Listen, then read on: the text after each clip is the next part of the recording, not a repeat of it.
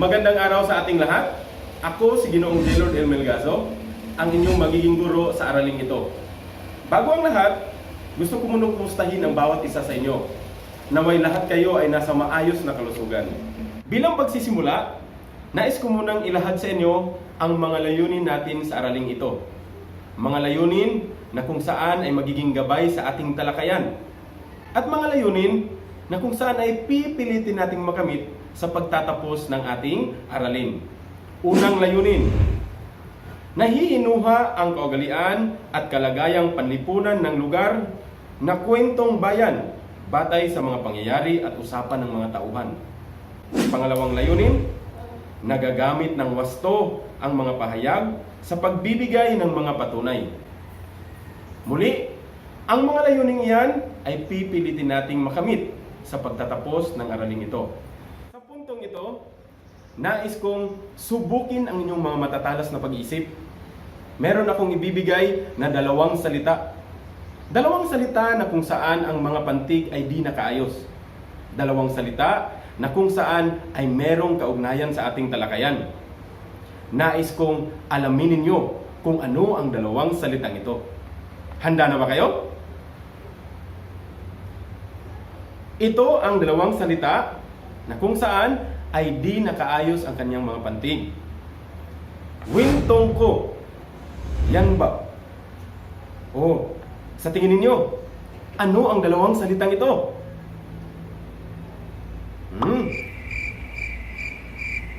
Nag-iisip ang iba. Kwentong bayan. Tama. Ito ang dalawang salita na kung saan ay merong kaugnayan sa ating talakayan. Ang kwentong bayan. Ngayon, sa puntong ito, ay meron tayong babasahing isang kwento. Isang kwento na kung saan ay maiuuri nating isang kwentong bayan. Isang kwentong bayan mula sa mga kapatid nating Maguindanao.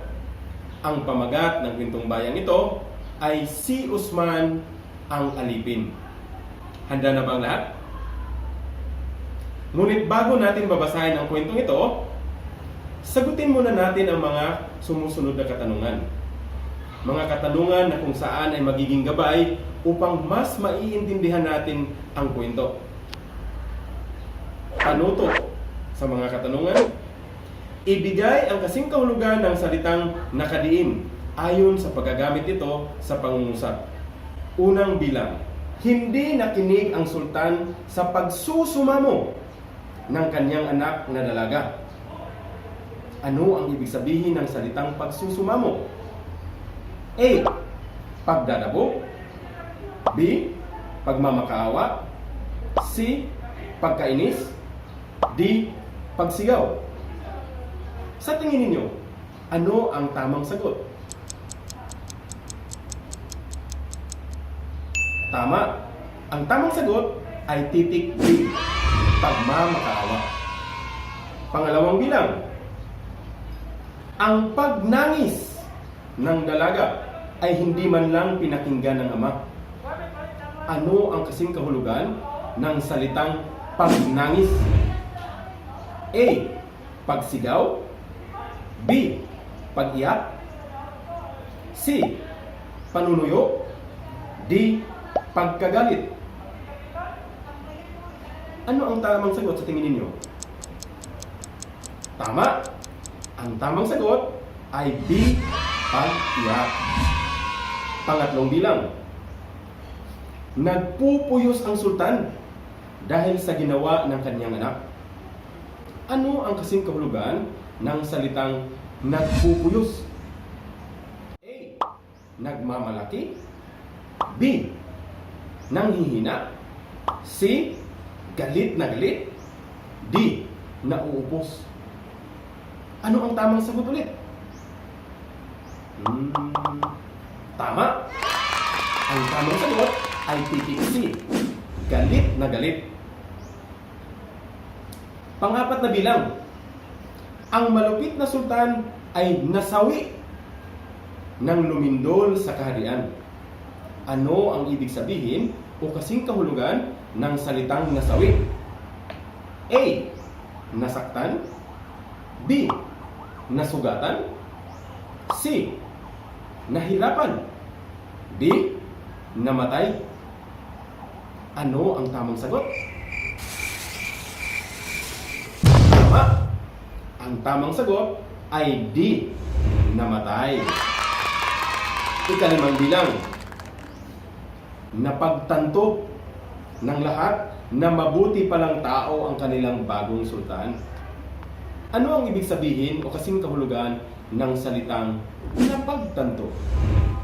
A. Naitanong. B. Nalaman.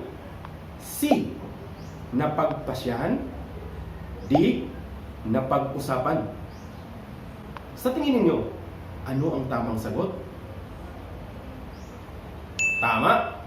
Yan din ang aking magiging sagot. Ang tamang sagot is B. Nalaman. Ngayon, humanda at babasahin natin ang kwentong Si Usman ang Alipin. Ang anumang kakulangan o kapintasang taglay mo, hindi dapat maging hadlang sa iyong pagiging mabuting tao. Kwentong bayan mula sa mga kapatid nating Maguindanao. Si Usman ang Alipin. Muling pagsalaysay ni Arthur P. Casanova batay sa pagkukwento ni Dato Abdul Sampulan, isang Maguindanaoan mula sa lungsod ng Cotabato, 1983. Nang mga nagdaang panahon, may isang lalaking nagngangalang Usman. Pinaniniwalaang nanahanan siya sa malayong sultanato at isa siyang alipin. Matapang, malakas, mataas, at kayumanggi si Usman. Higit sa lahat, siya ay matapat. Isang umaga, nagpasya si Usman na bumisita sa palengking malapit sa palasyo ng namumunong sultang nagngangalang Zakaria. Masama ang ugali ni Sultan Zakaria. Siya ay malupit at pangit ang hitsura. Dahil hindi niya matanggap ang kanyang anyo, nagsagawa siya ng isang kautosang ang lahat ng lalaking nakahihigit sa kanyang anyong pisikal ay dapat kitilin at maglaho. Sa palengke, nakita si Usman ng mga tauhan ni Sultan Zakaria. Mabilis na nagulat ang mga tauhan ni Sultan tungkol sa pagkakita nila kay Usman, na sa tingin nila ay mas makisig kaysa Sultan. Nang makita ni Potri Maasita, ang dalagang anak ng Sultan, si Usman ay nakadama siya agad ng pag-ibig sa unang pagkikita nila ng binata. Nagmadali siyang pumunta sa kanyang amang Sultan at nagmamakaawang patawarin at pakawalan si Usman. Para mo ng awa, ama, pakawalan mo si Usman. Wala po siyang kasalanan. Ang pagmamakaawa ng dalaga sa ama. Ngunit sadyang malupit ang Sultan. Hindi siya nakinig sa pagsusumamo ng kanyang anak. Walang sino mang makapipigil sa akin, ang wika niya sa sarili. Maawa ka sana kay Usman, ama. Ang pagnangis ni Potri Maasita, ngunit hindi siya pinansin ng Sultan. Nagmatigas ito sa kanyang kagustuhan.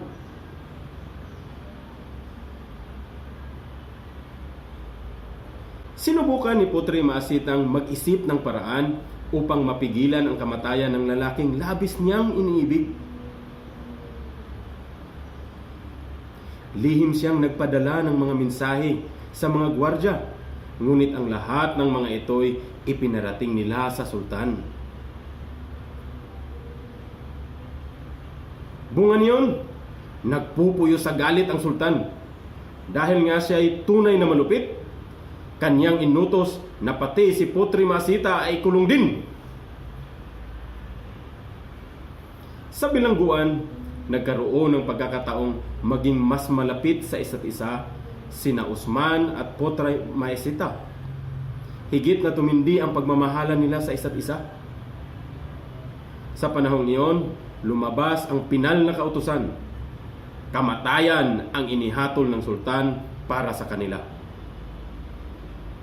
Habang nasa daan ang Sultan, patungo sa silid na pagbibitayan ng dalawa, biglang lumindol ng malakas Yumanig sa palasyo at nagiba ang puok. Napulbos ang buong palasyo. Isang malaking bato ang bumagsak sa ulo ng sultan na naging sanhi ng kanyang biglang pagkamatay.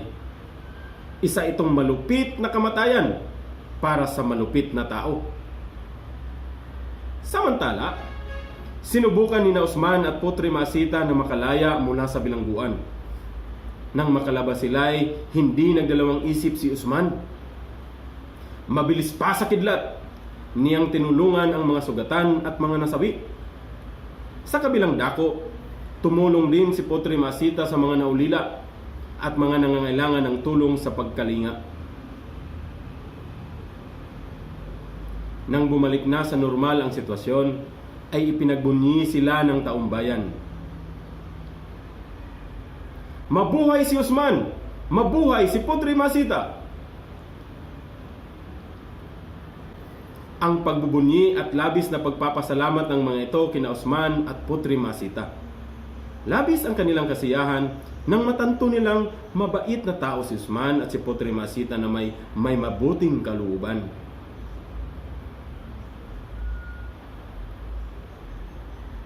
Nang sumunod na araw, isang kasalan ang naganap. Si Usman na isang alipin ay naging sultan at si Putri Masita naman ang itinalagang sultana. Mula noon, biniyayaan ang sultanato ng pagmamahalan kasabay ng kaunlaran ng buong kaarihan. Natagpuan ng taumbayan ang kagandahan at kaunalang kabaliktaran ng nagdaang panahon kung saan namayani ang kapangitan at kalupitan. Matapos nating basahin ang kwento tungkol kay Usman, mangyaring sagutin muna natin ang mga sumusunod na katanungan. Unang tanong, ano-ano ang mga katangian ni Usman? Bakit kahit wala naman siyang nagawang kasalanan, ay ipinabilanggo siya ng sultan? Ano ang inyong magiging sagot? Tama, yan din ang aking magiging sagot. Ang aking magiging sagot ay, ang katangian ni Usman ay matapang, malakas, at kayumanggi. At siyempre, siya rin ay isang matapat.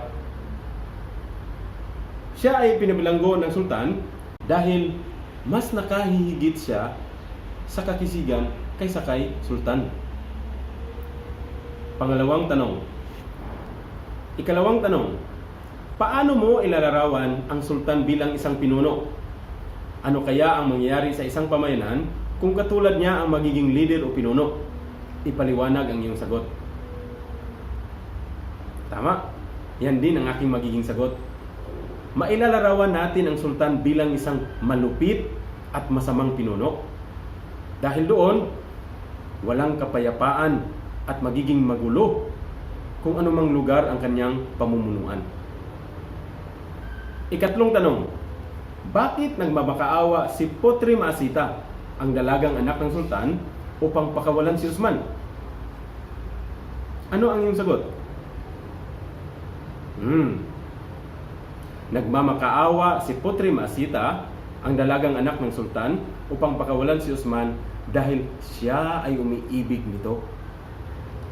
Pang-apat na katanungan, sa halip na pagbigyan ng anak, ano ang ginawa ng sultan? Ang iyong sagot? Sa halip na pagbigyan ng anak, ang ginawa ng sultan ay pinakulong ito kasama ng binata at sa kalaunay hinatulan ng kamatayan. Ikalimang tanong, paano mo siya ilalarawan bilang isang ama? Kayo? Tama, mailarawan natin bilang isang ama ang sultan na isang masamang ama, walang pagmamahal sa kanyang sariling anak. Isipin mo bang pinakukulong niya ang kanyang sariling anak at hinatulan pa ng kamatayan, di ba?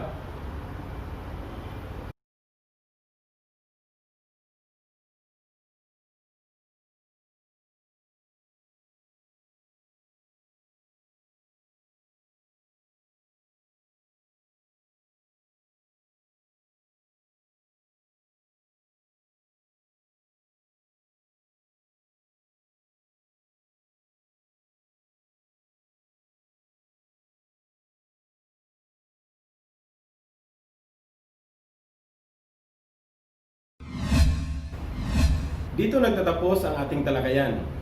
Naway may marami kayong natutunan sa panahong ito.